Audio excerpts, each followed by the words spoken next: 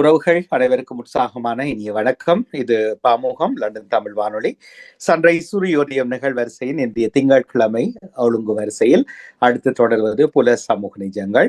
இன்றைய சிறப்பின் தலைப்பை எடுத்தவாறு தொகுப்பின் தொடுப்போடு விஜே போஸ் அவர்கள். உற்சாக வணக்கம். வணக்கம் மோகன். மீண்டும் ஒரு திங்கள் மாலை பொழுது இணைவதில் மகிழ்ச்சி.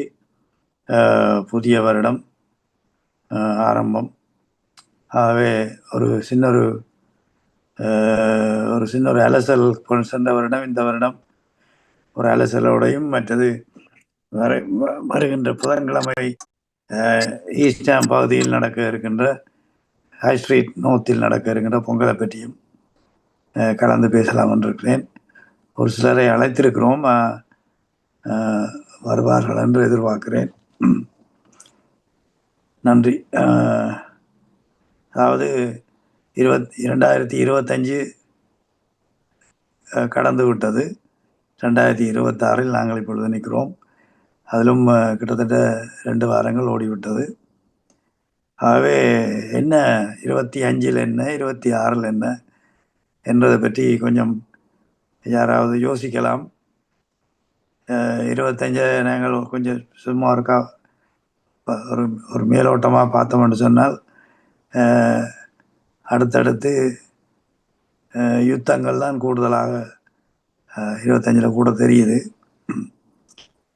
பெரிசாக நல்ல விஷயங்கள் நடந்ததோ தெரியலை. ஒரே யுத்தங்கள். அது 26 தொடர்ந்து கொண்டிருக்கிறது தான் ஆச்சரியம். அது முடியுமா என்பதுதான் கேள்விக்குறியாக இருக்கிறது. அதற்கிடையில் எல்லோரும் அறிந்த பாபா என்ற ஒருவர் அந்த வருங்காலத்தை வருங்காலத்தை பற்றி நடக்க போகின்ற விஷயங்களை பற்றி கணித்து சொல்லுகின்ற ஒருவர். அவருடைய செய்தியின்படி ஐரோப்பா ஒரு பெரிய தாக்குதலுக்கோ இல்லாட்டி அழிவுக்குள்ளாகும் என்றும் ஐரோப்பாவின் சனத்தொகை வெகுவாக குறையும் என்றும் அவருடைய ஒரு கணிப்பு.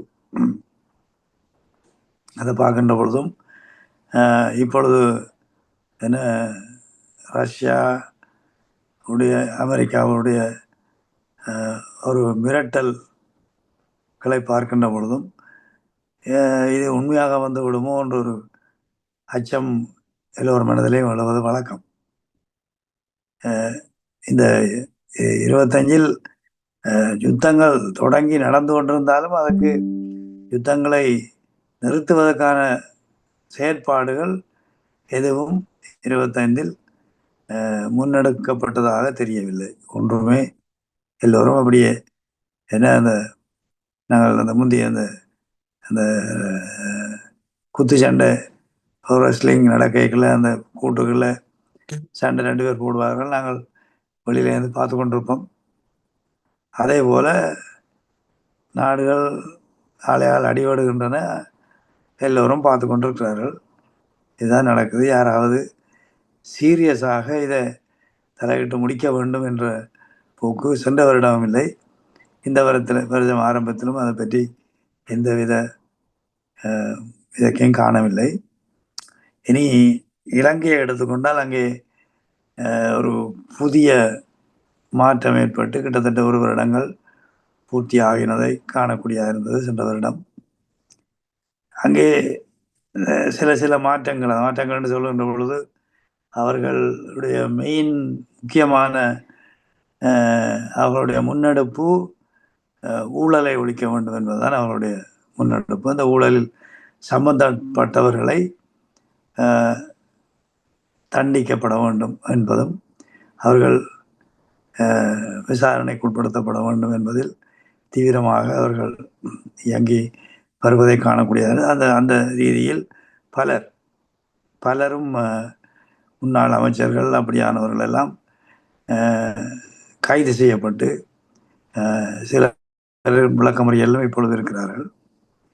கடைசியாக கைது செய்யப்பட்டவர்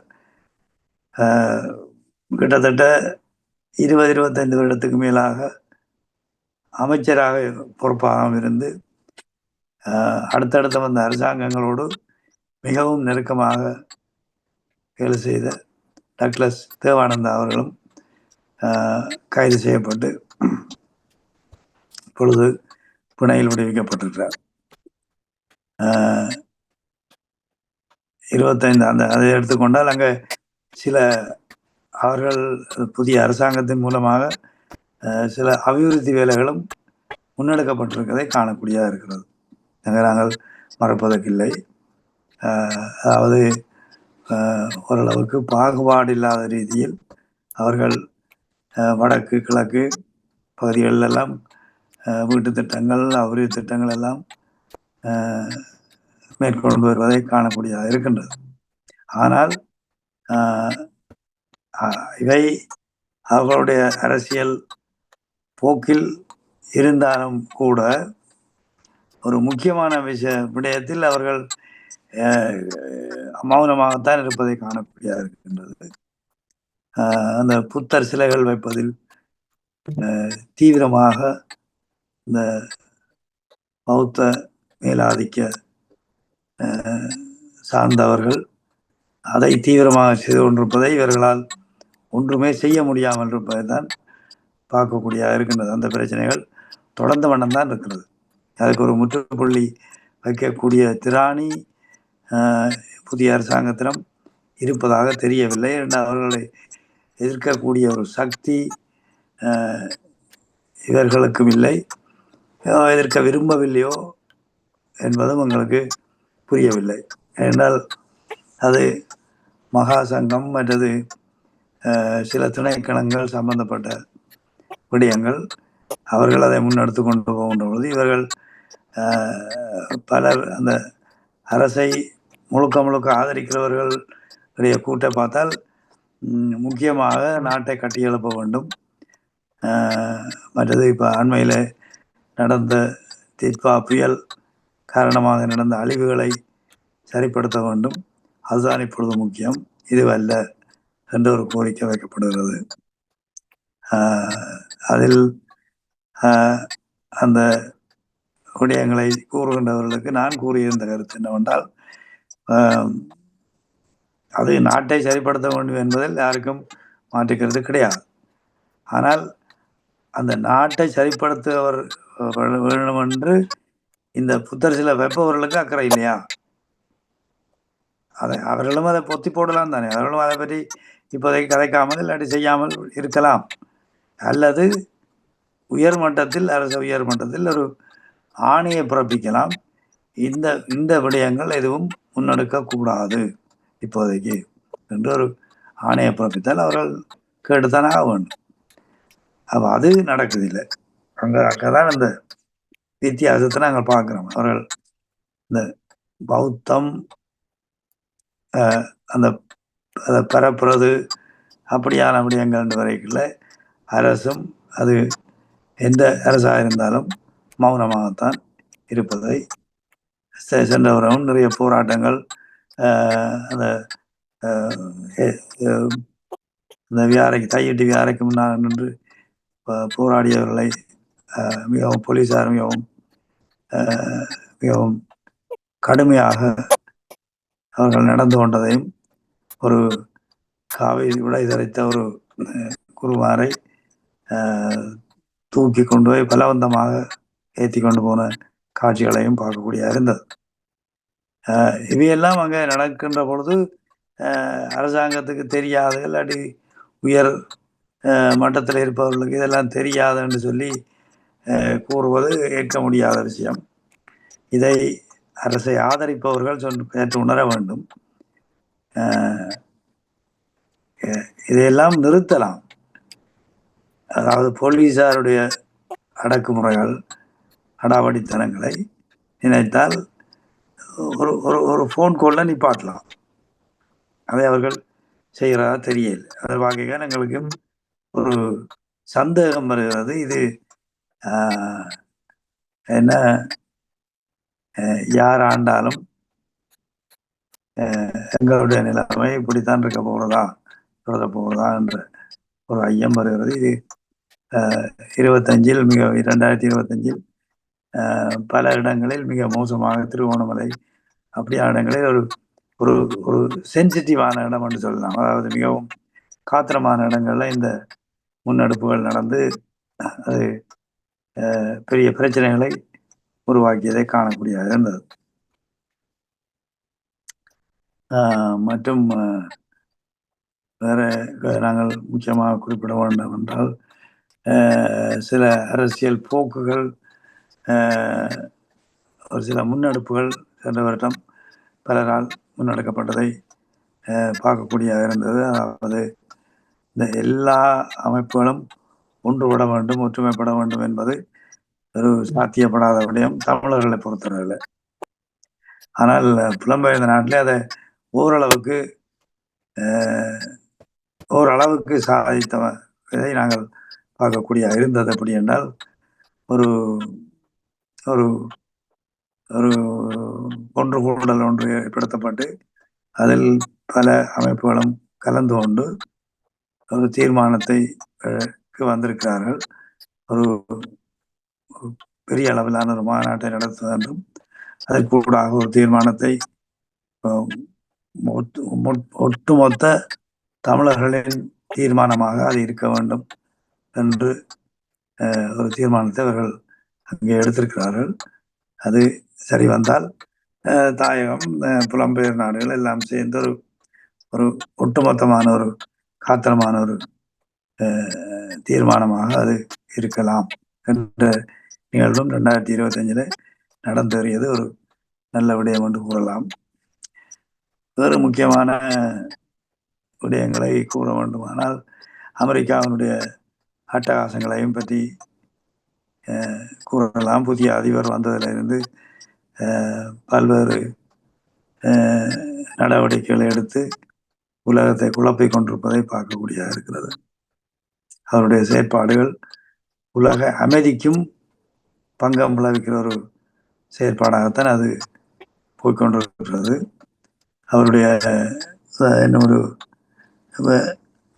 சில சிறிய நாடுகளை கண் வைத்து அவர் எடுக்கின்ற முன்னெடுப்புகள் இலங்கையின் மீதும் அவருடைய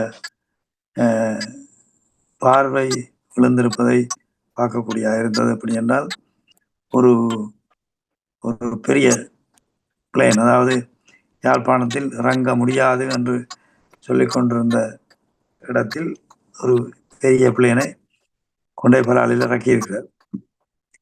இந்த நிவாரண பொருட்கள் கொடுக்கின்ற சாக்கில் அந்த பெரிய பிளேன் போய் அங்கே இறங்கி இருக்குது. அது ஒரு செய்தியை இந்தியாவுக்கு கொடுத்தது. அப்படி என்றால் இதை தாங்கள் வந்து இங்கே இறங்கலாம் என்ற ஒரு செய்தியை இந்தியா கொடுத்து உடனடியாக இந்தியாவின் வெளிநாட்டு அமைச்சர் பதறிக்கொண்டு இலங்கைக்கு வந்ததும் உடனடியாக அவர் $450 மில்லியன் உதவியை அறிவித்ததும், இப்படியாக அந்த ஒரு 3 நாடுகளுக்குள்ள சிக்கி நாங்கள் கவலைப்படுறோமோ என்ற ஒரு கேள்வியை எழுப்புது. அமெரிக்கா, இந்தியா, சைனா, இந்த 3 பேருடைய கண் பார்வையும் இலங்கையில திருவோணமலையில முக்கியமாக இருப்பதால் எங்களுடைய நிலைமை மிகவும் சங்கடமாக இருக்கிறத தான் பார்க்கக்கூடிய இருக்கு. ஏன்னா அவர் 3 பேரும் கங்கை கால் வதிக்க முண்டி எடுத்துக்கொண்டிருப்பதை பார்க்கக்கூடியதாக இருக்கு. இதெல்லாம் 2025 நடந்த சில முக்கியமான விடயங்களை கூறுகிறேன். இனி 2026 பிறந்து விட்டது, 2 கிழமை ஓடிவிட்டது. அதில் என்ன நாங்கள் செய்ய போகிறோம், நாங்கள் தமிழர்களாக என்ன சிந்திக்க போகிறோம், உலகம் எங்கே போகிறது, இப்படியெல்லாம் யோசித்து பார்த்தால் உலகம் ஒரு ஒரு கொதி நிலையில் இருப்பதை பார்க்கக்கூடிய இருக்கு. 2026 ஒரு பெரிய சவாலான ஆண்டாக இருக்க போவதாகத்தான் நாங்கள் பார்க்கக்கூடிய இருக்கு. என்றால் அமெரிக்காவுடைய செயற்பாடுகள் அப்படி இருக்கு, மற்ற நாடுகள் அதை பேலன்ஸ் பண்றதுக்கு கொஞ்சம் தத்தளிக்கிறது தான் பார்க்கக்கூடிய இருக்கு. ஏன்னா அவருடைய செயற்பாடுகள்லாம் மிகவும் அதிரடியா இருக்கு. அப்போ அதில் ஒரு மற்றவர்கள் திணறடிக்கிற மாதிரி அவருடைய செயற்பாடுகள் இருக்கிறதால ஒரு இக்கட்டான இளமைக்கு மற்ற நாடுகளை தள்ளி கொண்டு போறார். உதாரணமாக அவர் அந்த வெனிசுலாவில் போய் அந்த நாட்டை பிடித்து அப்புறம் ஒரு ஜனாதிபதியை கைது செய்து அழைத்து போன விடயத்தை பார்க்கின்ற பொழுது ஐக்கிய நாடுகள் ஒரு ஸ்தாபனம் இருக்கு. மற்ற நாடுகளும் எதுவும் பெருசா ஒரு கண்டன குரலையோ ஒரு பெரிய அளவில் செய்ததாக இல்லை. அப்ப இது ஒரு பெரிய கேள்விக்குரிய எங்களை எழுப்புது. அப்படி என்றால் அமெரிக்கா தான் நினைச்சதெல்லாம் செய்யலாமா என்ற கேள்விக்குரிய எழுப்புது.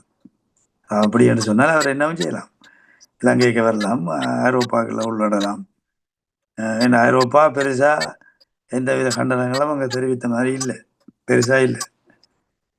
நான் சொன்ன மாதிரி அந்த குத்து சண்டை நடக்கைகளை பார்வையாளர்களாக பார்த்து கொண்டிருக்கிற மாதிரி தான் எல்லாரும் பார்த்து கொண்டிருக்கிறார்கள்.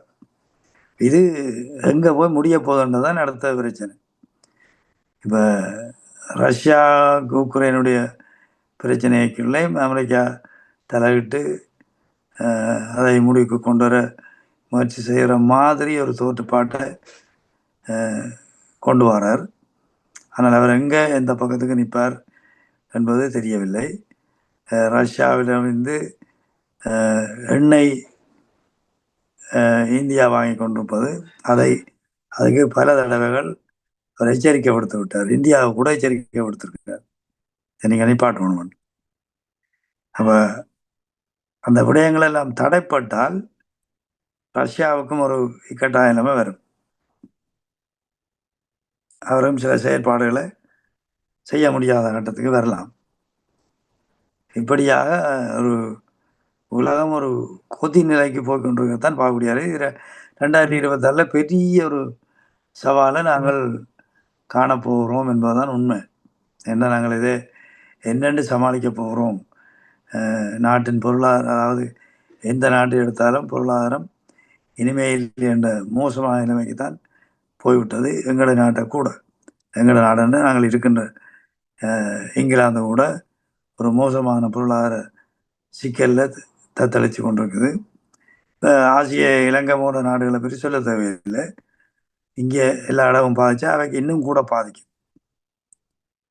இலங்கைக்கு மில்லியன் கணக்கில் பல உதவிகள் வந்திருந்தாலும் கூட நம்ம எங்களுக்கு இந்த மற்ற நாடுகளில் வரப்போகின்ற பாதிப்புகள் அதை இன்னும் கூடுதலாக அந்த ஏசியா நாடுகளை கூட பாதிக்கும். இதுதான் உண்மை. அப்போ அதெல்லாத்தையும் நாங்கள் இங்கேயும் ஃபேஸ் பண்ணி அங்கே இலங்கையை போய் வரவர்களோ இல்லாட்டி இதில் தொடர்பு இருக்கிறவர்கள் அங்கேயும் சில கஷ்டமான நிலைமைகளை பார்க்க வேண்டிய ஒரு நிலைமை வரப்போகுது 2026. இதுதான் எங்களுடைய, அதாவது மொத்தத்தில் சொல்ல போனால் 2026 எங்களுக்கு ஒரு நல்ல ஆண்டாக தெரியவில்லை. தமிழர்களாக நாங்கள் நான் சொன்ன மாதிரி அந்த முன்னெடுத்த அந்த மாநாட்டு விஷயம் இந்த நடுப்பகுதியிலாவது நடைபெறும் என்று எதிர்பார்க்கிறோம். அது நடந்தால் பேரளவுக்கு ஏதோ நாங்கள் இருக்கிறோம் என்ற ஒரு அடையாளத்தை காட்டலாம். அது ஒரு விஷயம். அடுத்து இந்த தாயத்தில் இருக்கிற அரசு நடந்து கொண்டிருக்கிற விதங்களை பார்த்து நாங்கள் அதை உதாரணத்துக்கு சொல்ல போனால் இந்த பொங்கல் வருகிறது. பொங்கலுக்கு ஜனாதிபதி அவர்கள் வடக்கில் நினைக்கிறேன் 3 இடங்களுக்கு விஜயம் செய்கிறார். பொங்கல் நிகழ்ச்சிகள் கலந்து கொள்கிறார்.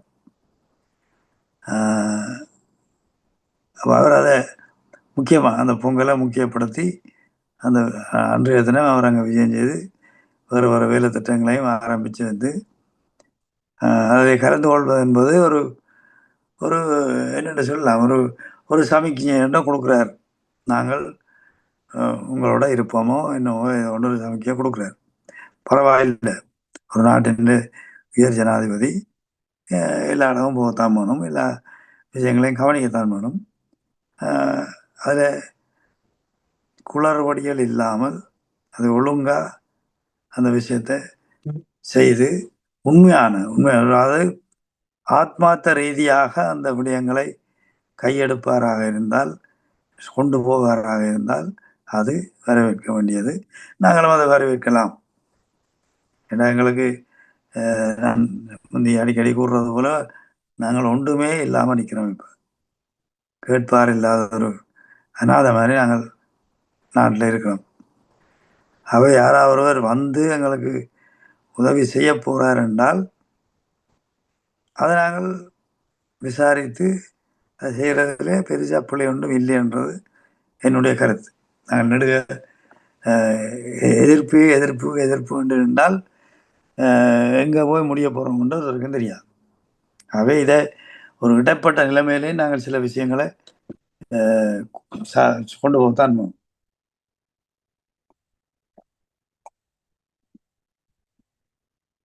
இது 2025-26 பற்றி நான் சுருக்கமாக எடுத்துக்கொண்டு இதை நாங்கள் அடுத்த தலைப்புக்குள்ள போக முன்னம் மோகன் எதுவும் சொல்ல விரும்புறீங்களோ?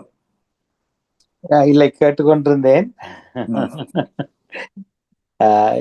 மற்ற விடயத்தையும் தொடருங்க. அப்படியா? சரி, ஓகே. வரப்போகின்றது எங்களுடைய தைப்பொங்கல். தை மாதம் 1ஆம் தேதி ஆரம்பம். அதை உழவர் திருநாளாக நாங்கள் கொண்டாடுவோம். அது மட்டுமல்ல, இந்த தை மாதத்தை எங்களுடைய மரபு திங்களாக கனடா அறிவித்திருக்கிறது. லண்டனிலும் பல சபைகள், இந்த கவுன்சில்ஸ் அதை அறிவித்திருக்குது. இது மரபு திங்கள்னு நாங்கள் டிக்ளேர் பண்ணுறோம்னு சொல்லி 5-6 அதுவும் கிரேட்டர் லண்டன் கவுன்சில் கூட அறிவித்து விட்டது. ஆனால் பெரிய துக்கமான செய்தி என்னென்றால், தமிழர்கள் சிறைந்து வாழுகின்ற நியாயமில்லை இன்னும் அது அறிவிக்கப்படவில்லை, டிக்ளேர் பண்ணப்படவில்லை. அதுக்கான முயற்சிகளை இந்த எடுத்திருந்தோம். இருந்தாலும் அதில் உள்ள தடங்கள் எப்படி என்று சொன்னால், அங்கே நியாயமில் இருக்கிற மேயர் வந்து ஒரு என்னென்னு சொன்னால் ஒரு செயல்திறன் அற்ற ஒரு மேயராகத்தான் காணக்கூடியதாக இருக்கிறது. எத்தனையோ கோரிக்கைகள் வேண்டுகோள்கள் எல்லாம் விட்டும் அந்த விடயத்தில் அவன் எந்த ஆசையையும் எங்களுக்கு காட்டேன். அப்போ எங்களால் அதை மூவ் பண்ணுறது கொஞ்சம் கஷ்டமாக இருந்தது. ஆகவே இப்பொழுது ஒரு அந்த நீங்காம் பகுதியில் உள்ள ஒரு கவுன்சிலர், அவ இலங்கை நாட்டை சேர்ந்தவ, சிங்கள பெண்மணி. அவ நான் கேட்டுக்கொண்டதுக்கு நாங்கள் தான் இதை முன்னெடுத்து செய்து தருவதாக சொல்லியிருக்கிறார். ஆனால் இந்த மேயர் போன பிறகு, அதாவது வார மே மாதம் அளவில் இவ பதவியை விட்டு போகிறான். இப்போ இனி வரப்போகிற மேயர் அவரும் ஒரு முஸ்லீம் மேயர் தான், ஆண் மேயர். அவர் வந்து அவரோட கதைத்திருக்கிறார். நாங்களும் எங்களையும் கூப்பிட்டு அவருடன் கதைத்திருக்கிறோம். தான் வந்த பின்பு அதை கவுன்சிலில் பாஸ் பண்ணுறதாக சொல்லியிருக்கிறார். ஆகவே அது இந்த வருடம் நடக்கும். ஆகவே அடுத்த ஆண்டு பொங்கல் ஒரு தை மாதம் மரபு திங்களாக அறிவிக்கப்படும். முன்னமே அறிவிக்கப்படும். செப்டம்பர் அக்டோபர் அளவிலே அந்த அறிவிப்பு வெளியாகும். இது அங்கே உள்ள இது. அதை விட கடந்த 26 வருடங்களாக 25 முடிஞ்சது. இப்போ இந்த வருஷம் 26வது வருடம். இது எங்களுடைய மறைந்த அமரர் போல் சத்யநேசன் அவர்களால் முன்னெடுக்கப்பட்ட ஒரு பெரிய பாரிய ஒரு செயல்பாடு. எப்படி என்றால், மக்கள் பப்ளிக்காக வெளியாக வீதியில் வைத்து இந்த தைப்பொங்கல் தினத்தை கொண்டாட வேண்டும் என்று அவர் ஒரு முயற்சி எடுத்து கிறிஸ்மஸ்க்காக ஒரு அந்த வீதியில் நிற லைட்ஸ்கள் போடுறது வழக்கம். வீதி அந்த வீதி தூண்கள் எல்லாத்துலேயும் விதமான வேறு வர்ணத்திலான பல்புகள் போட்டு அவர்கள் கிறிஸ்மஸுக்கு ஆரம்பிப்பார்கள். கிறிஸ்மஸுக்கு முதல் ஆரம்பிக்கப்பட்டு பின்பு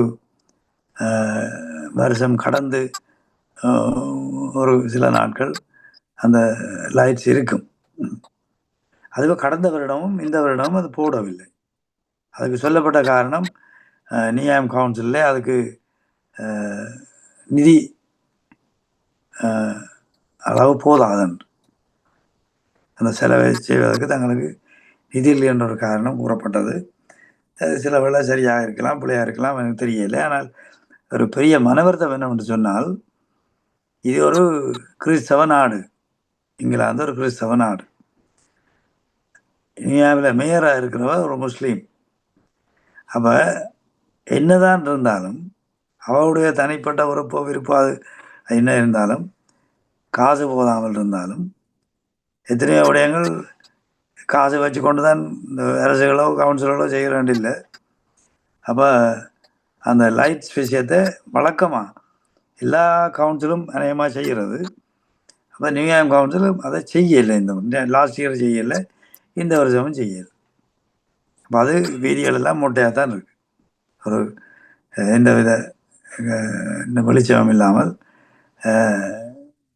பல்புகள், நிற பல்புகள் போடாமல் தான் இருக்குது. வழக்கமாக திரு அமரர் போல் சத்யநேசன் அவர்கள் செய்த எப்படி அதை கொண்டாடுவார் என்றால், அந்த ஹை ஸ்ட்ரீட் மகாலட்சுமி கோயிலுக்கு அண்மையில் உள்ள பகுதி மிகவும் அகலமான ஒரு பேமெண்ட். அப்போ அதில் அதில் உள்ள அந்த கிறிஸ்மஸுக்கு போட்ட மின் விளக்குகளை அவர் தொடர்ந்து பொங்கல் வரை வைத்திருக்க செய்தவர். எப்படி ஏன்னா அது அவர் ஓஃப் பண்ணுவார்கள். வருஷம் முடிஞ்சு ஒரு 2-3 நாளில் அது லைட்ஸ் எல்லாத்தையும் ஓஃப் பண்ணி விட்டுருவிடும், பிறகு கலட்டுறது. ஆனால் இவர் அதை கேட்டு அதை கலட்டாக விடாமல் அப்படியே வைத்திருந்து பொங்கலோடு அந்த விளக்குகளை ஒளியேற்றி வைப்பது.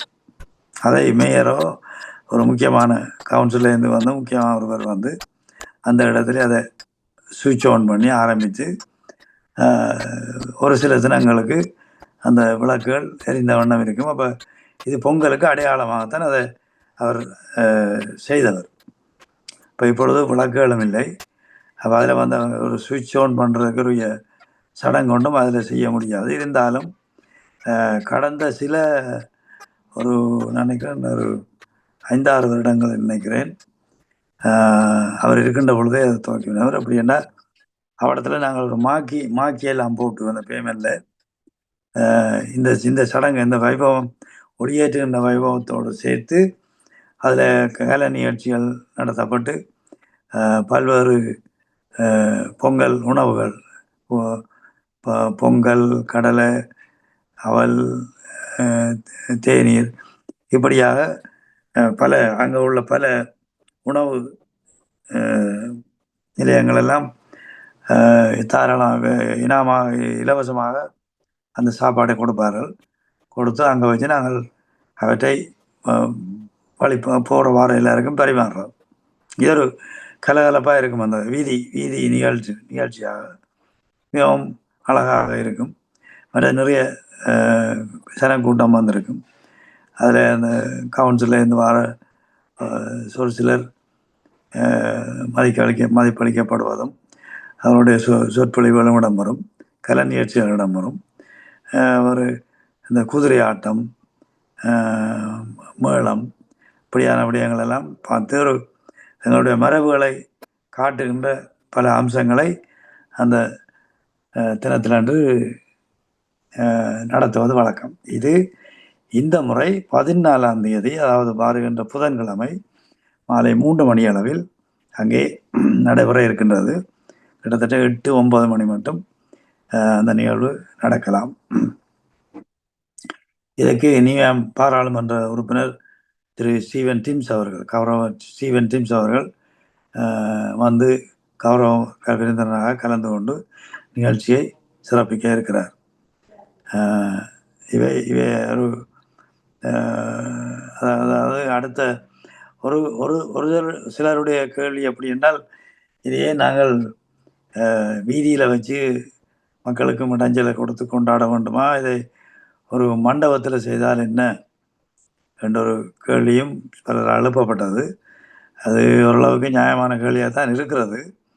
இருந்தாலும் இது இந்த போலினுடைய அந்த ஒரு ஆரம்பம், இது ஒரு வீதி நிகழ்ச்சியாக இருந்தால் அது பலரையும் ஒரு அதை பார்த்து அதை ஈர்க்கும், அவருடைய கவனத்தை ஈர்க்கும் என்பதால் வீதியில் செய்வதுதான் நல்லது என்ற ஒரு நோக்கம் அவருடைய இருந்தது.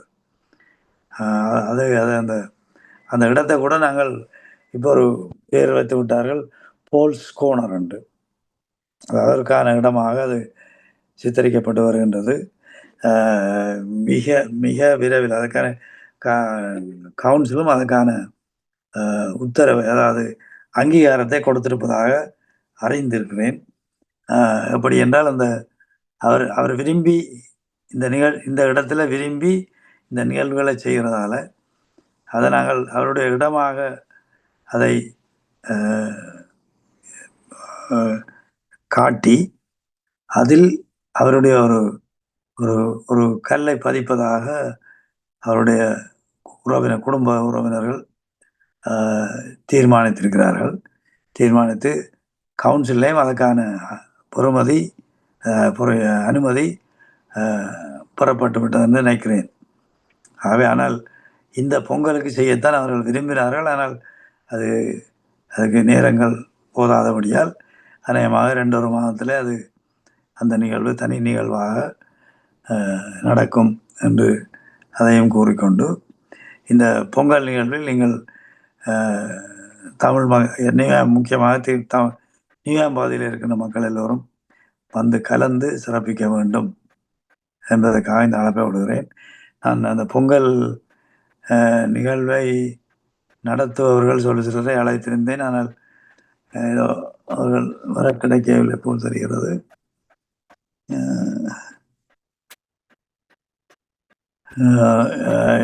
இதைத்தான் நான் சுருக்கமாக கூறலாம்.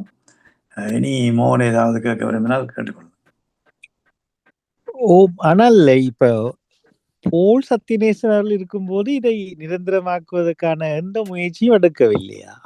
இதை இந்த லைட்னிங் இது ஒரு அவையின் அனியல் கேலண்டர்ல ஒரு நிகழ்வாக அவர் இத்தனை ஆண்டுகள் அங்க பயணிச்சு அது செய்ய அதுதான் நாங்கள், அதாவது நியூயாவை பொறுத்தளவில் சில விடயங்கள் ஒன்று போல் இருக்கின்ற பொழுது அதை செய்திருக்கலாம், தமிழ் கவுன்சிலில் செய்திருக்கணும். அவர் அதை கையில் எடுக்க இல்லை. இப்பொழுது நாங்கள் ஈடுபட்டு கொண்டிருக்கின்ற அந்த கவுன்சிலர் எங்களுக்கு மிகவும் மிகவும் ஒத்துழைப்பாக இருக்கிறார். இந்த பொங்கல் சம்பந்தமான கூட்டத்துக்கெல்லாம் வருவான், வந்து இதை என்னென்ன செய்யணும். இந்த முறை அதை நான் சொல்லணும், நியூயாம் கவுன்சில் இந்த முறை சில தடைகளை எங்களுக்கு ஏற்படுத்த முயற்சித்தது. அது செய்யலாம், இது செய்யலான்னு சில விஷயங்களை, மற்றது சில கண்டிஷன்ஸை போட்டவை. இந்த முறை இவ்வளோ காலம் ஒரு கண்டிஷனும் இல்லை, ஒன்றும் இல்லை.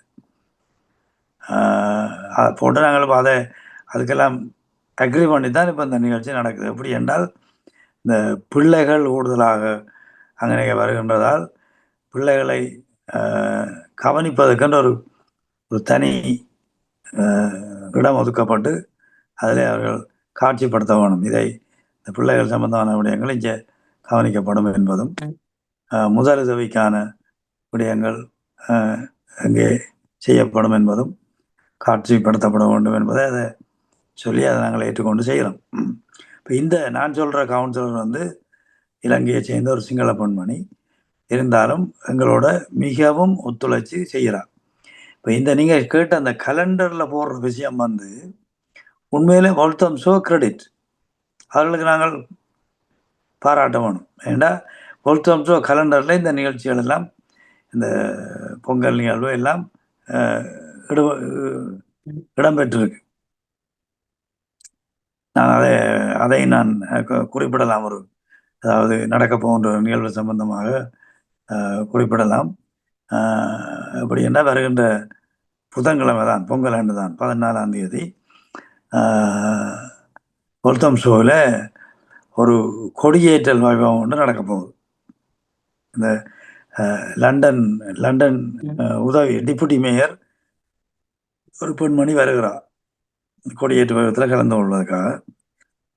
அது தமிழ் மரபு திங்கள் கொடியை ஏற்றி வைப்பதற்காக ஒரு நிகழ்வாக அது ஒழுங்குபடுத்தப்பட்டிருக்கிறது. கிட்டத்தட்ட 1:30 மணிக்கு அந்த நிகழ்வு மத்தியானம் நடக்க இருக்கின்றது. எங்கே என்ற பிள்ளையார் கோயிலுக்கு முன்னால வில்லியம் ஆர்ட் கேலரி ஒரு இடம் இருக்கிறது. அங்கே வைத்து இந்த நிகழ்வை செய்ய இருக்கின்றார்கள். அது இந்த வேர்ல்ட் ஷோ கவுன்சில் உண்மையில் அங்கே இருக்கிறவர்களும் ஒரு அங்கேயும் தமிழ் கவுன்சிலர்ஸ் இல்லை, இருந்தாலும் அங்கே உள்ள சங்கத்தை நான் பாராட்டுகிறேன். ஏனென்றால் அவர்களுடைய முயற்சியால் தான் அது வேர்ல்ட் ஷோ கவுன்சில் கலண்டரில் இந்த நிகழ்வுகள் அங்கே குறியிடப்பட்டிருக்கிறது. அது ஒரு பெரிய கிரெடிட். அதை நாங்கள் இந்த புதிய மேயர் வந்த பிறகு அந்த முயற்சிகளை நிச்சயமாக இங்கும் நியூயாமிலையும் மற்றது ரெட் பிரிட்ஜிலையும் அதை கொண்டு வரதுக்கு முயற்சி செய்து அதை செய்ய வேண்டும் இந்த வருடம் என்று நான் கூறிக்கொள்ள விரும்புகிறேன்.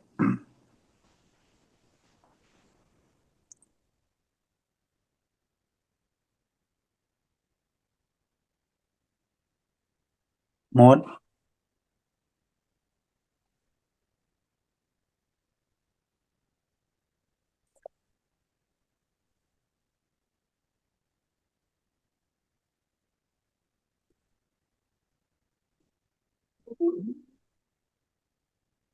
மோகன். ஓம் மணிக்காட், நான் அதை மற்ற பக்கமாக ஓன் பண்ணி விட்டுட்டேன். அது அது சரி. இரண்டாவது விஷயம் என்னென்றால், இப்ப போலுக்கு பிறகு யார் இதை பொறுப்பெடுத்திருக்கிறோம்? அப்படி ஒரு கமிட்டி இருக்கா, அமைப்பு இருக்கா? இதை தேடி தேடி கலைச்சு போனோம். ஒரு குழு ஒன்று வேலை செய்யுது.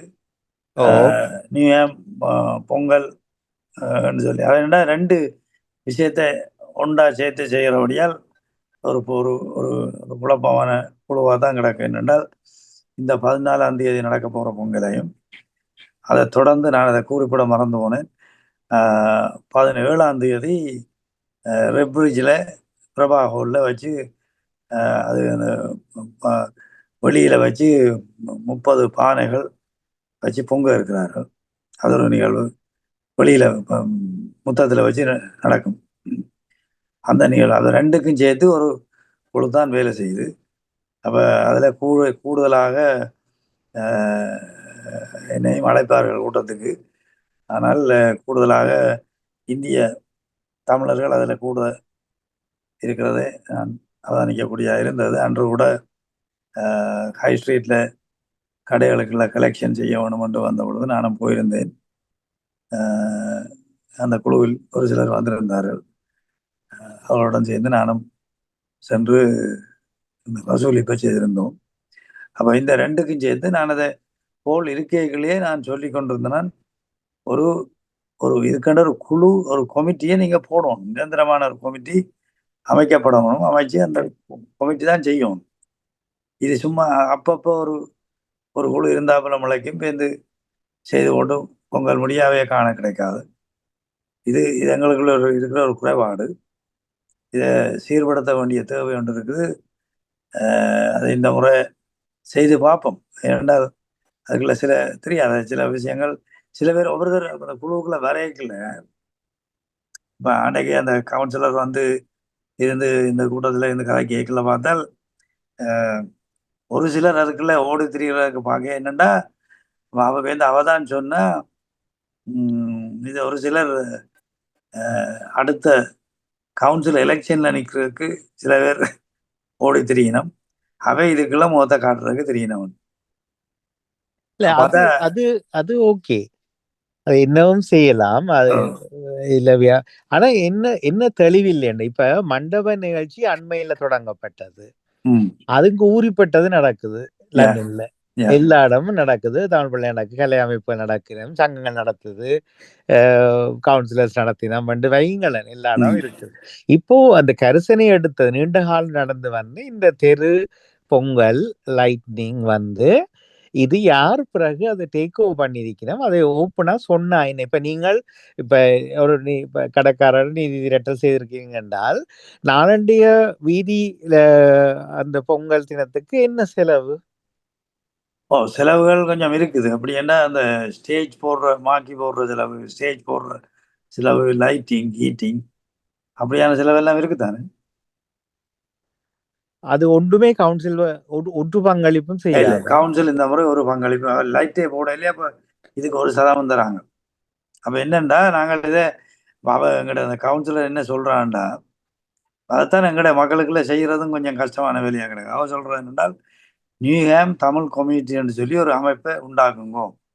அந்த பேர் இல்லாட்டில நீங்க என்ன பேரை வச்சிருந்தாலும் அவ ரெப்ரசன்டிங் நியூஹாம் தமிழ் என்ற ஒரு அமைப்பை நீங்கள் உண்டாக்கி அது கூடாகத்தான் சில செயற்பாடுகளை செய்யணும்.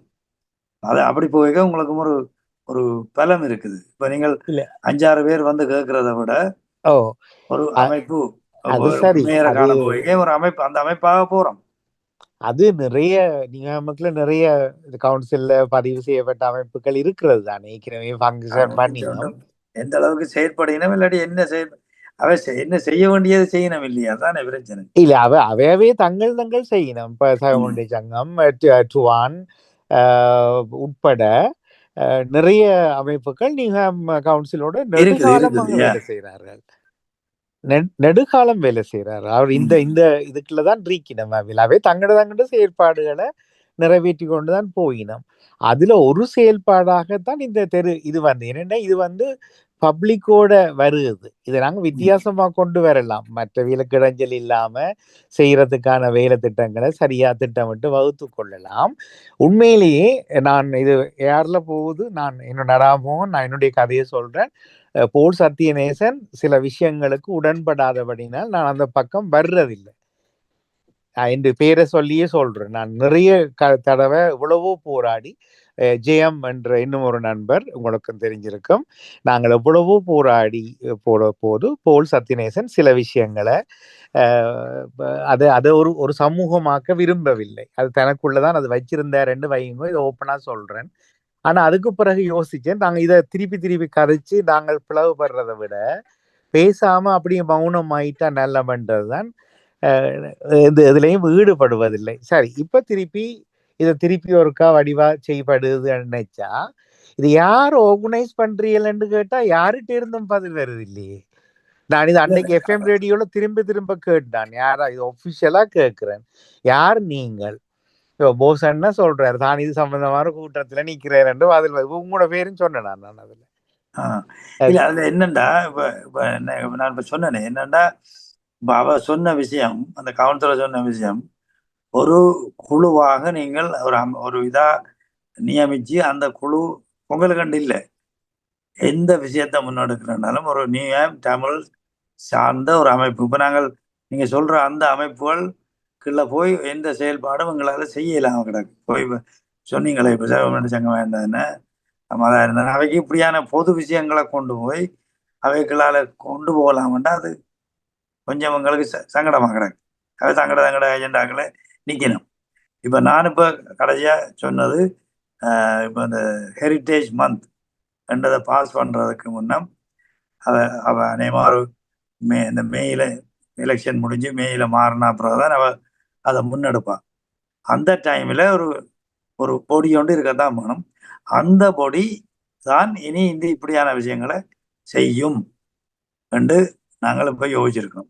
இது பொங்கலாக இருந்தா என்ன, அதாவது தமிழர்கள் சம்பந்தமான எந்த நிகழ்வையும் அந்த குழுவூடாக அந்த கமிட்டியூடாகத்தான் செயல்படும். அப்ப இப்ப நீங்கள் கேட்கிறவர்களுக்கு என்னால பதில் சொல்ல முடியாது என்றால், யார் இதை செய்யறீங்கன்னு கேட்டா நான் யாருன்னு சொல்லலாம். பேரே சொல்லலாம், எல்லாட்ட பேரையும் சொல்லலாம். ஆனா ஒரு அமைப்போ குழுவோண்டு சுமார் பேரை போட்டு வச்சிருக்கணும். அப்ப அப்படி ஒரு குழு அமைப்பு ஒன்று உருவாகாம நிதி சம்பந்தப்பட்ட விஷயங்களை செய்யறது தான் எங்களுடைய எங்களுக்கு கிடைச்ச ஒரு தவறான வரலாற்று. உண்மை. அப்ப இதை ஒருபோதும் விளக்கம் தெரியாம எனக்கு தெரியாதுன்றபடியாதான் நான் தெரிஞ்சு கொண்டு நான் ஒன்றும் முரண்பட இல்லை. எனக்கு அனாமதேயமாக இருக்கிறது. போன முறை வீடியோ கிளிப்புகளை தேடி எடுத்து பார்த்திருந்தேன் நான். விஜே போஸ் அவர்கள் நிற்கிறார்கள், லண்டன் தமிழன் ராஜு அவர்கள் அனௌன்ஸ் பண்றார், சிவாந்தி அதுல இருக்கிறத பார்த்திருந்த நாங்கள். அங்க சட்டன்ல இருந்து ஒரு கவுன்சிலர் வந்திருந்தார். இப்படி இருக்கிறமே தவிர, ஆனா எனக்கு யாரு சரி அதெல்லாம் எல்லாரும் கூடி நின்றது நல்லா இருந்தது வெளிப்பொங்கல் செய்யும் போது. ஆனால் இது யார் முன்னெடுக்கிறீங்க? ரெண்டாவது ஒரு ஒரு பொதுவான பிரச்சனை, இது சமூகம் இதை பொறுப்பெடுக்க வேணும்.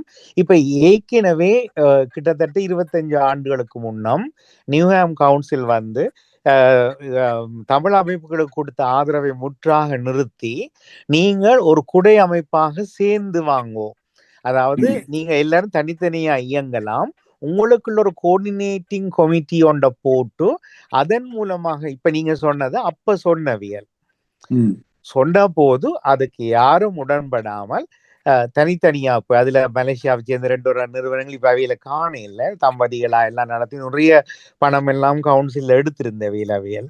அப்ப அவியல் ஒரு தரம் காணல. சில அமைப்புகள் இப்ப பார்த்தா தனித்தனியாகவே இயங்கினம் எல்லாரும். ஆனா எங்களுக்குள்ள கோஆர்டினேஷன் இருக்கவில்லை, வர இல்லை. இப்ப புதுசா நீங்கள் ஒரு நியூஹாம் கம்யூனிட்டி அமைப்பு தொடங்குறீங்கன்னு வைங்க, கவுன்சில் என்ன கேட்க வேண்டால் நீங்கள் யாரு, நீங்க எல்லாரையும் ரெப்ரசன்ட் பண்றீங்களான்னு கேட்டா இது திருப்பி பழைய கிளவி என்ற கதைக்கு வர போறோம். இல்ல அது அப்படி ஒன்றும் துவங்கல. இப்ப நாங்கள் நீங்க சொல்ற அந்த அமைப்புகளை கூட அதுல இருந்து கொஞ்சம் கொஞ்சம் பேரை நாங்கள் இதுக்குள்ள ஜாயின் பண்ண சொல்லி கேட்டு இது ஒரு காமன் பாடியா காட்டலாம், நாங்கள் அதைத்தான் செய்யலாம்.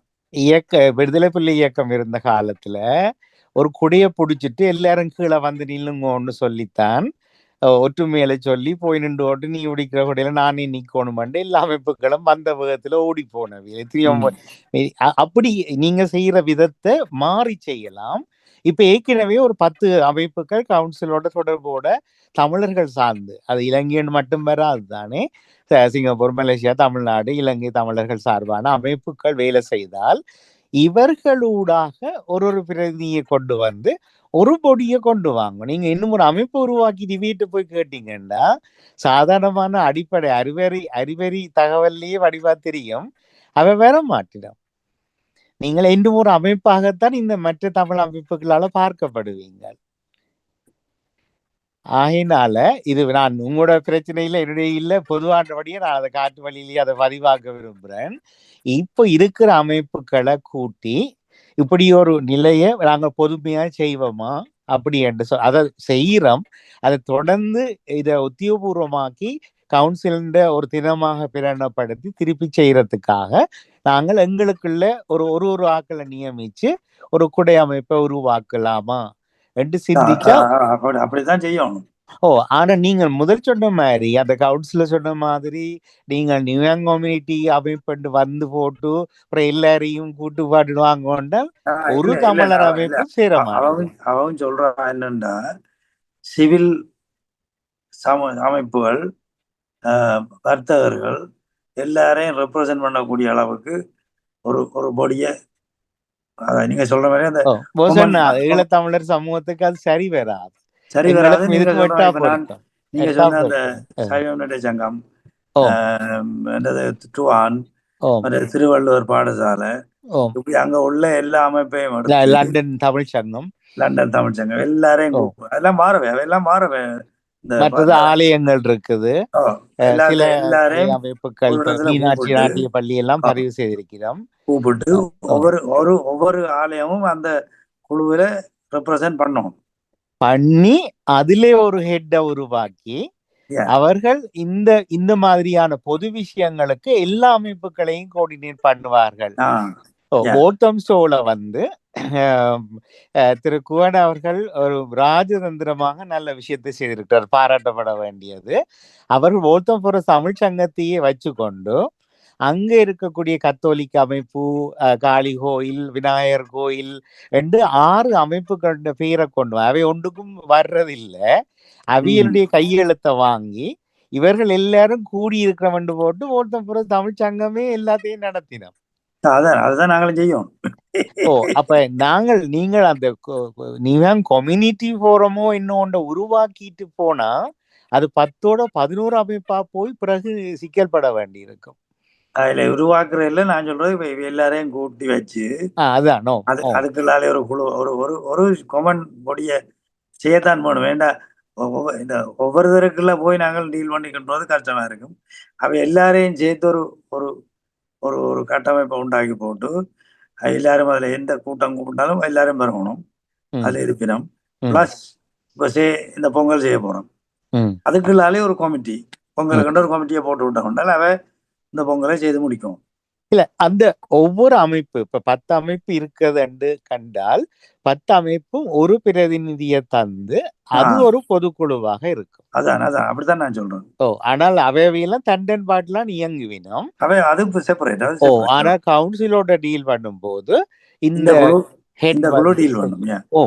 அப்ப ஓட்டும் சோழ சாத்தியப்பட்டது என்னென்றால் அங்க ஒரு அமைப்பு தான் போய் எல்லாரும் ரெப்ரசென்ட் பண்ணி போய் கரைச்சு கொண்டிருக்கணும். அது ஓட்டம் போற தமிழ் சங்கம். அதில் 40 ஆண்டுகளாக இருக்கிற அமைப்பு. அது அதில் 40 ஆண்டு என்னாச்சு? சரி, யாரோ இடைப்பில் இருக்கிறீங்களோ? சரி சரியா, ஈஸ்வரனோட எதிரொலிப்பு நான் பயந்து போனேன். சரி, அப்ப இது அது அது அதுக்குள்ள அந்த ஒரு மண்டபத்துக்குள்ள அது லீட் பண்றது நல்ல விஷயம். நல்ல ஆக்கள்லாம் இருக்கிறீங்களன்னு நினைக்கிறேன். ஆனா அது சரி வருது இல்ல, பொருந்தது இல்ல. இந்த இதோட அதை தொடர்பு படுத்தி இது யார் செய்யறன்னு தெரியாம அங்க போய் அங்க செய்யறது யாரும் செய்யலாம். அது ஒரு பிரைவேட் ஹோல். அது அந்த ஹோல்காரரும் ஸ்பான்சர்ஷிப்பா வரினம் நினைக்கிறேன். அதுக்கான ஸ்பான்சர்ஸ் எல்லாம் எடுத்து நிதி எல்லாம் திரட்டி அதை வீட்டுக்கு கொண்டு போறான்னு நாங்க கவலைப்பட மாட்டோம். ஏனென்றா அப்படித்தான் 1008 நிகழ்ச்சி ஒவ்வொரு நாளும் நடக்குது தமிழர் சார்பா எல்லா இடமும். ஆனால் ஒரு பொதுமக்கள் வெளியால இந்த சமூகத்துக்கு ஏனிய மொழி பேசுறவியலோட இன்டகிரேட் பண்ணாட்டிலும் அவர்களுக்கும் அறிமுகப்படுத்தி செய்யற இந்த நிகழ்வுல நாங்கள் அப்படி செய்ய முடியாத. அப்படி என்றால் நாங்கள் நிகழ்மை விட்டு நடாமோன்னு ஒதுங்க வேண்டி இருக்கும். ஏனென்றா இல்ல இது ஏற்கனவே கதைச்சு சண்டை பிடிச்சு களைச்சு போன ஒரு விஷயம். நீங்க சொன்னது பெரிய உண்மை ஒன்று இருக்கு. என்னென்றால் இப்போ போல் கவுன்சிலரா இருக்கைக்குள்ள செய்திருக்க வேண்டிய தன விடயங்களை அவர் செய்யாம விட்டுட்டார். இல்ல அது நீங்க சொல்ற அந்த விஷயங்கள் அவர் இப்ப எங்களோட பேசினாலும் ஜெயமும் பேசினா நாங்க சந்திச்ச நண்பர்கள் இருக்கிறோம். கடைசியா அதுல அவர் சொன்ன ஒரு வாக்குறுதியையும் போல் சத்யநேசன் நீங்க காப்பாற்றவில்லை. ஓகே சரி, ஆனா அது பழைய கதையாண்டு வைப்போம். இப்ப திருப்பி நான் போலுக்கே கன்னட தடவை சொல்லி இருக்கிறேன். போல் இதை நாங்கள் ஒரு ஆளோ 2 பேர் முன்னெடுத்து செய்யற மாதிரி இருக்க வேண்டாம். ஒரு கமிட்டியை போடுங்கப்பா, போட்டு செய்வோம் என்றால் போலவும் மட்டும் பேர் செய்யாது. இல்ல அது பெருந்தன்மையோடு ஏற்றுக்கொள்ளணும். போல் சத்யநேசன் அவர்கள் அப்படி ஒரு சமூக அமைப்பை நிறுவ தன்னை விட அவர் விரும்ப இல்லைன்றது உண்மை. அது உண்மை. அப்ப அதை நாங்கள் அவர் செய்யறத குழப்பக்கூடாதுன்றதுக்காக நாங்கள் பேசவில்லை. நாங்கள் சில நண்பர்களாக அப்படி ஒதுங்கி கொண்டோம். ஏனென்றால் போல் செய்யட்டும், பிரச்சனை இல்லை. ரேடியோக்கு வந்தால் ஒவ்வொரு முறையும் இன்டர்வியூ எடுப்போம். டிவியில அப்ப சன்ரைஸ்லயும் வருவார். எல்லாத்தையும் கழிச்சு போட்டு வாழ்த்துக்கள் தெரிவிச்சு போட்டு நாங்கள் போறோம் இல்லை அந்த பக்கம். அதை இரண்டா சமூகத்தின் சார்பாக ஒரு நல்ல நிகழ்வு ஒன்று நடக்கட்டும். யாருண்டா ஆனா பிழை என்று தெரியும் உங்களுக்கு. ஆனா இப்ப அது அவருடைய வெற்றிடத்துக்கு பிறகு அவர் வெற்றிடத்துக்கு முன்னதாகவே அவர் கவுன்சிலராகவும் இல்லாமலும் ஆகிட்டார். ஆனாலும் ஒரு தனிப்பட்ட தொடர்புல செய்துட்டு வந்தார். மற்ற இன்னும் ஒரு சந்தேகம், இதை சம்பந்தப்பட்டவர்கள் நீதியாக வெளியில பதில் சொல்ல வேணும். நியூஹாம் கம்யூனிட்டி என்று சொல்லி ஒரு அமைப்பு ஏற்கனவே பதாகைகள் எல்லாம் போட்டு உருவாகி போன வருஷத்துல இருந்து உலாவுது. நீங்கள் நியூஹாம் கம்யூனிட்டி, அந்த 3வது வேர்டு எனக்கு சரியா ஞாபகம் இல்லை, அந்த பேர்ல தான் இல்ஃபர்ட்ல நடந்த அந்த ஹோல்ட பொங்கல் விழாவோட பதாகை, அந்த லோகோ எல்லாம் செய்யப்பட்டது எனக்கு தெரியும். இப்பவும் அதே லோகோல தான் இப்ப லவுட்டன்லையும் பிரபாஹோல்லையும் செய்யப்பட்ட லோகோக்கள் வந்திருக்கு. அந்த அப்படி ஒரு அமைப்பின் பேர் அதன் பேர் மாறி இப்ப என்ன ஈஸ்ட் லண்டன் தமிழ் கம்யூனிட்டி என்று போட்டுருக்கு. அதுதான் இந்த இப்ப இதைத்தானே கவுன்சிலர் சஜஸ்ட் பண்ணினவர்.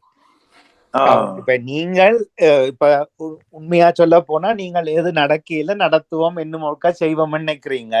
இத சில பேர் அதை ஏற்கனவே உருவாக்கி இங்க கவுன்சில்ல டீல் போட்டாச்சு. கவுன்சில்ல போட்டிருக்க மாட்டினோம். ஆனா அப்படி ஒரு அமைப்பு கவுன்சில்ல போட இல்ல, அவன் சும்மா ஒரு அந்த பார இந்த குரூப்புகளில் போடைக்கு 4-5 பேரை போட்டவன் இதுல எதை செலக்ட் பண்ணலாம் உண்டு. ஒரு ஆள் நியூ பிசினஸ் கம்யூனிட்டின்னு போட்டது. நான் என்ன பிசினஸ் இது தனியா பிசினஸ்காரன் இல்லையப்பா, இது எல்லா பொதுமக்களும் சேர்ந்து செய்யறது. அப்ப ஈஸ்ட்ல அப்படித்தான் போடுமோண்டு இப்ப வேண்டிய ஈஸ்ட் லண்டன் தமிழ் கம்யூனிட்டி என்று போட்டிருக்கணும். அது அந்த கவுன்சிலர் கேட்டதின் பிரகாரம் தான். இல்ல அவ கேட்டது ஒரு என்ன இவன் இல்ல ஐடியா இந்த பொங்கலை செய்யறதுக்கு ஒரு பேர் வேணும்.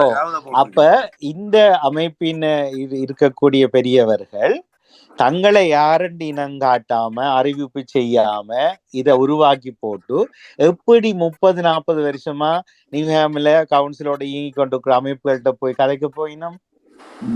அவை எப்படி வரவேற்றுக் கொள்ள போயினோம். நான் இந்த நிகழ்வு எல்லாம் முடிஞ்ச பிறகு நானும் கொஞ்சம் ஒரு மார்ச் முதல் வாரம் மட்டும் எனக்கு கொஞ்சம் பிஸி. அதுக்கு பிறகு இதுக்கு ஒரு முடிவை காணணும். உங்களோட ஒத்துழைப்பும் தேவை எனக்கு. ஏனென்றால் எப்படியா ஒரு கூட்டத்தை கூட்டுறதுக்கு எங்களுக்கு பல விதத்திலையும் ஒத்துழைப்புகள் வேணும். இது சில விட என்று ஒரு தனி முயற்சியாக இருக்கலாம். ஏன்னா எல்லாரையும் கேட்டு அழுத்து போச்சு. இல்ல இதுல நான் இதை எப்படி எங்க சீரியஸ் ஆக்குறேன்னா, இது இந்த ஒரு நிதி திரட்டல்ல தான் இது எனக்கு பெரிய சந்தேகத்தை வெளிப்படுத்தி. இல்ல அது நான் இந்த முறையும் சொல்லி போட்டேன். நீங்கள் காசுகளை நான் இப்ப உண்மையை சொன்ன காசு சேர்க்க வரையினம் கையிலே ஒன்றுமே இல்லை. நான் நினைச்சு வாங்கும் காது வாங்க போறீங்க, எழுதுறீங்க, என்னத்துல எழுத போறோம். டக்குன்னு ஒருத்தர் போனை தூக்கினார். நான் உடனே சத்தம் போட்டேன், என்ன இந்த போனுக்கு எழுதுற வேலையை விடுங்கப்பா, எல்லாத்தையும் போனுக்குள்ள போட்டு பண்றீங்கன்னு போட்டு இது நானே பேப்பர் எடுத்து பென்சில் எடுத்து பேனி எடுத்து நானே இந்த ஒரு கடையா எழுதினது. இவர்களை சொல்ல இல்ல, குறிப்பிட்டவர்களை நான் எனக்கு விஷயம் தெரியாம கதைக்க கூடாது. ஈழத்து சமூகத்தின் மிகப்பெரிய கோரை, அதாவது அந்த ஓட்டை இந்த நிதியில தான் இருக்குது. இது ஏற்கனவே இப்படி கணக்கு அமைப்புகள் தொடங்கி பெரிய ப்ராஜெக்டுகள் எல்லாம் செய்து நிதி சேகரிச்சுட்டு அடுத்தடுத்த வருஷம் அது மறைஞ்சு போயிடும். ஆனா என்ன, சில புத்திசாலிகள் சில நபர்கள் திரும்பி வேற அமைப்புகளுக்குள்ளால எல்லாம் வருகிறார்கள். இல்ல அதுக்கு ஓசன்னா சம்மதிக்கலாம். ஆனால் அப்படி ஒரு விஷயத்தை ஒரு முறைகேட்டுக்கு கடைசி வரைக்கும் நாங்கள் ஊடகம் சார்ந்து எந்தவித ஆதரவும் தர மாட்டோம். மாறாக அதை எதிர்ப்போம். ஏனென்றால் இதாலதான் நாங்க கெட்ட பேரையும் வாங்கி கொண்டே இருக்கோம். எனக்கு தெரியும். அதை நான் ஏற்கனவே ஓன் பண்ணி சொல்லிட்டேன். நான் காசுகள் சேர்க்கிறீங்க, சேர்த்த பிறகு செலவுகள் வரவுகள் எல்லாம் போட்டு ஒரு இது தயாரிச்சு இதை பப்ளிக்கா நீங்கள் விட வேணும் என்று சொல்லியாச்சு. கட்டாயம் வரும். போன இந்த ஞாயிறுக்கு முதல் ஞாயிறு உங்கள்கிட்ட கேட்டிருந்தேன் நான், இதுல சம்பந்தப்பட்ட ஆக்களோட யாருல இதை பெரிய ப்ரமோட் பண்ணுவோம் கூட்டிட்டு வாங்கணும். அப்புறம் அது நடக்கல இல்ல. அப்புறம் போன திங்களும் செய்ய முடியல. கேட்டதுல ஒருத்தர் இப்பதான் கால் பண்றார். இல்ல இப்ப இன்றைக்கு கூட நீங்கள் கேட்டு வந்திருந்தால் இதே கேள்விகளை கேட்டு நாங்களும் தெரிஞ்சு கொள்ளல. இப்ப எங்களுக்கும் தெரியாது, எங்களுக்கு தெரியும். நான் இதை தெரிஞ்சு போட்டு குற்றம் யாருலையும் சுமத்த விரும்ப இல்லை. அந்த நிகழ்வுல கூட அந்த ஒரு செய்தியா நான் இதை சொல்ல விரும்புறேன். பாப்போம். இல்ல இப்ப ஒரு தெருவுக்கு வந்துட்டோம். மண்டபத்துக்குள்ள செய்ய போறோம், கிரவுண்ட்ல செய்ய போறோம்னா நாங்க ஒன்னும் கதைக்கலாம். நாங்களும் செய்யறோம், எல்லாரும் செய்யறோம். 1008 நிகழ்வு இருக்குது. ஒரு வெளிப்படையா அதாவது ஓப்பனா வெளியால வாரம் எங்கட சமூகத்தை மற்ற சமூகத்தோட வரும்போதாவது சில நியாத ஆதிக்கங்கள் தேவை, நியாயங்கள் அங்க இருக்க வேணும். இது சும்மா எழுந்தமானமாக கொஞ்சம் பேர் பிளான் பண்ணி போட்டு செய்துட்டு சரி இதை பெயரை போடுவோம். இப்ப அந்த முன்னாள் போராளிகள் 2 போட்டு நிறைய காசு வைக்கிறது, மாவீரர் 2 போட்டு நிறைய காசு வைக்கிறது. இப்படி வரிசை கிரமமா 30 சக ஆண்டுகளா நாங்கள் இதே விளையாட்டுக்குள்ளேயே கெட்ட பேர் வாங்கி கொண்டு போய் இருக்கேக்குல்ல. திருப்பி இப்படி ஒரு விஷயத்தையும் நாங்க தெரியாம இதுல போசன்னா ஒரு வகையில ஆகப்பட்டு போவாரு என்றால் 5-10 வருஷம் கழிச்சு கேள்வி கேட்கல போசன்னா எனக்கு ஒண்ணும் தெரியாது, நான் சும்மா போய் நின்றேன் நான். ஏதாவது மோசடி நடந்தால் நீங்க சொல்ல முடியாது தானே, நான் சும்மா நின்னா எனக்கு தெரியலவே என்ன செய்யணும் என்று. அப்படி இருக்கக்கூடாதுன்னு நான் நினைக்கிறேன். நாங்கள் இந்த பொல்தம்சோ அவைய பின்பற்றி அந்த ரீதியில சில விஷயங்களை இல்ல அது இதுதான். இப்ப இங்க இயங்குது இயக்குற அமைப்புகளை பெயர்கள் எடுத்து தொடர்பு ஏற்படுத்தி அவர்களோட நட்பு ரீதி, ஆனால் போகிறவர்கள் எந்த அமைப்பையும் சாராதவர்களா இருக்கும். இப்ப நீங்கள் இன்னும் ஒரு அமைப்பின் தலைவரா இருந்து கொண்டு போய் இன்னும் ஒரு அமைப்பிட்ட போய் கதைச்சிங்கள் என்றால் நல்லா இருக்கு, வாங்க காப்பி குடிங்க சார், அப்புறம் பார்க்கலாம், ஆகட்டும் ஆகட்டும் உங்களை கலைச்சி விட்டுருவாங்களே. அது நடக்காது கடைசி வரைக்கும். அப்படி இல்லாமல் ஒரு பொதுப்படியா ஓகே நான் கூட இதுக்குள்ள வேறே இல்லை, ஆனா இப்படி ஒரு உங்களுக்குள்ள ஒரு ஆள் நூலை பிடிச்சு ஒரு கொமிட்டின்றது அல்ல, அது கோஆர்டினேஷன், ஒரு கோஆர்டினேட்டட் ஒரு நெட்வொர்க் உருவாக்கிட்டு அவங்க ரெப்ரசன்டேட்டிவ் போய் கவுன்சிலோட காய்ச்சி கொண்டு வந்தா இதெல்லாம் சாத்தியப்படும். அது தேவையா கிடக்கு. ஏன்னா சில விஷயங்களை செய்யறதுக்கு அந்த அப்படி அமைப்பு தேவையா தான் கிடக்கு. கண்டிப்பா. மற்றது வானொலி சார்பாக எஃப்எம் சார்பாக நாங்க முந்தின 18 ஆண்டுகளுக்கு முன்னம் நீங்க கவுன்சிலோட வேலை செய்ய போயிருக்கல. அப்ப மேக் ஓகோனர் ஒருவர் தான் இருந்தார், அவர் ரிட்டையர் பண்ணிட்டார். இப்ப அவர் கூப்பிட்டு சொன்னது என்னென்றால் இந்த கவுன்சில் எந்த மொழி பேசுற சமூகமாகவும் காதை வைக்க விரும்ப இல்லை, நீங்க இங்க வர்றது என்று சொல்லி சொன்னால் என்ற பேர்ல வாங்க கவுன்சிலோட, நீங்கள் வேற ஹிந்தி உருது தமிழ்ன்னு சொல்லி வர்றதுக்கெல்லாம் இப்ப நாங்கள் ஒன்றுக்கும் உடன்பட மாட்டோம். ஏனென்றா அதுல நிறைய மிஸ்யூஸ் பண்ணப்பட்டிருக்கேன். அவர் மீட்டிங் ரூமை விட்டு வெளியில காஃபி வாங்கி தந்து அன்பா சொல்லி போட்டு கலைச்சி விட்டார். நாங்கள் 92 தமிழ் எஃப்எம் போனோம். நாங்கள் அவர் சொன்னார் இந்த தமிழ் என்ற வேர்டு இங்க வேலிட் இல்லை, come as a resident of Newham வாங்குவோம். அப்ப அண்டைய விட இன்றைக்கும் ஸ்ட்ராங்கா இருக்கக்கூடிய லேபர் கவுன்சில் இந்த சின்ன சின்ன விஷயங்கள் எல்லாம் இறுக்கமாத்தான் வச்சிருக்கும். ஏனென்றா எங்களை விடவும் தமிழ் சமூகத்தோட வேற சமூகங்கள் நிறைய மிஸ்யூஸ் பண்ணிருக்கணும். இந்த பொது பணங்கள் எல்லாத்தையும் அவர்கள் சமயம் சார்ந்து அப்படி எல்லாம் செய்திருக்கணும், அது வேற. அதனால இது ஒரு நல்ல விஷயத்த வெளிப்படையா சொல்லி மகிழ்ச்சியாக ஒரு வானொலி சார்பாக கதைக்கிறதுக்கு எங்களுக்கு வாய்ப்பு இல்லாத போனதுக்கு காரணம் யாருன்னு தெரிய இல்லை. ஆனால் போல் சத்யநேசன் இருக்கும் போது கூட கவுன்சிலுக்கு போய் போல ரிப்போர்ட் பண்ணி இவர் பிள்ளைன்னு சொல்லி வேறொரு அமைப்பு அல்ல, அவருடைய நண்பராக இருந்தவர்களே கூடி போய் இவருக்கு எதிராக ஆப்பு வச்ச சம்பவங்களும் நடந்தது. முன்னர்கா இதை லைட்னிங் இதை விளக்கு செய்யறதுக்கு பிறகு போய் அதை டேக் ஓவர் இல்ல நான் தான் ஸ்டில் இன்சார்ஜ் வந்த காலங்களும் இருந்திருக்கிறது. அதான் நடந்தது. நல்லது. இந்த ஈஸ்வரன் அவங்களோட சுருக்க கருத்தோடு நிறைவுக்கு வருவோம். வெளியில வந்தனா என்ன கதைக்கிறீங்கன்னு தெரியல, அதான் நான் கேட்டுக்கொண்டிருந்தேன். நான் இப்ப 10 நிமிஷத்துக்கு தான் வந்தேன் நான் வீட்டுக்கு. நான் குழப்ப இல்லை உங்களோட நேரத்தை. இல்ல அதான் அது இப்ப இது ஒரு பொது விஷயம். இப்ப எனக்குள்ள சங்கடம் போசன்னா இதை தலைப்படுத்தும் போது நான் நினைச்சேன் இன்னைக்கு ஒரு 5-10 பிரதிநிதிகள் இதை தாங்கள் யாருன்னு வெளிப்படுத்த போய் நம்ம யோசிச்சுட்டு இருக்கல அங்க காணல. அப்ப அதனால இது ஒரு பதிவாக்க வேணும். யாரையும் மீண்டும் அது சொல்லி விடை வருவோம். எங்களுக்கு விஷயம் அதான் எனக்கு குறிப்பா விஷயம் தெரியாதபடியா நான் கேள்வி கேட்கிறேனே தவிர தெரிஞ்சு கொண்டு யாரோடையும் முரண்பட வரையில. மற்ற 2வது எந்த அமைப்புக்குள்ளையும் நாங்கள் ஒரு காலம் இந்த ஜென்மத்துல வரவே மாட்டோம். எங்களை பற்றி யாரும் கவலைப்படாதுங்க, எலெக்ஷன்லயும் நிக்க மாட்டோம். அதே நேரம் நாங்க ஒரு அமைப்பா மாறி இதெல்லாம் செய்ய போறதும் இல்லை. பாரத்தை நாங்க விரும்பவும் இல்லை தம்பி. இல்ல அதாவது இந்த சின்ன பிள்ளைகளோட இப்ப ஜனவரி 31ஆம் தேதி திருப்பி ட்ரெண்டி சென்டர் புக் பண்ணி இருக்குது.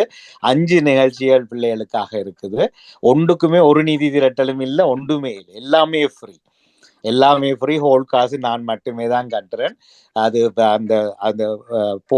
அந்த போல் அவருக்கு உறுதி அளிச்சுனான், அது என்னுடைய காசு. ஏனென்றால் இந்த நிதி பணம் ஈழத்தவரை பொறுத்த வரைக்கும், ஈழத்தவர் தமிழை பொறுத்த வரைக்கும் விஷம். மிகப்பெரிய விஷயம். உழைக்கிறதுக்கு எத்தனை வழி இருந்தும் இப்படி எல்லாம் எங்களை சமூகத்தை பயன்படுத்துறதுன்றது என்னுடைய வீட்டுல என்னுடைய பிள்ளையோட கூட இதை பற்றி பேச முடியாது. நல்லது, பார்ப்போம்.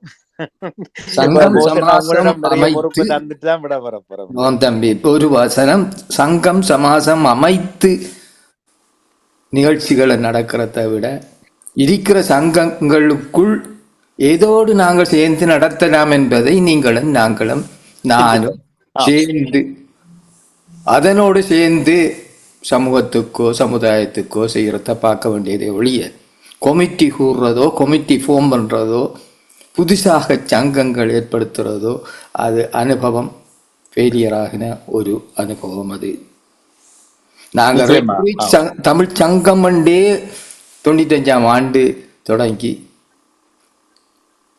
இந்த பஞ்சாபி ஹாலில் அதோடைய சரி இப்படியான சங்கங்கள் அமைப்பதோ ஆக்கள் முற்பட்டு சமாசம் அமைச்சு அது கூறுறதோ நான் ஒன்றிலையும் சேர்ற இல்லை. இதுதான் இந்த இது ஏதெண்டான ஒரு சங்கத்தோட ஒரு முன்மாதிரியான ஒன்றோட நாங்கள் நான் போய் சேர்த்ததுக்கு ரெடி. அதுதான் இதுவரையிலையும் எந்த பேயோடையும் நல்ல விஷயம் என்றால் இந்த நடாமோகன் போய் சேர்ந்து கலந்து கொள்வதை ஒழிய தலைமையோ தலையை காட்டுறதோ இல்லை என்றதை நான் எந்த அறிவுக்கு கண்டிப்பா இல்ல, அது சரி வராது, அது செய்ய போறதும் இல்லை. ஆனால் மொழி சார்ந்த மக்கள பேர்ல செய்யும் போது ஆகலம் சும்மா எது என்றாலும் செய்துட்டு போங்கொண்டும் இருக்க முடியாமல் இருக்கிறது. அதுதான் பிரச்சனை.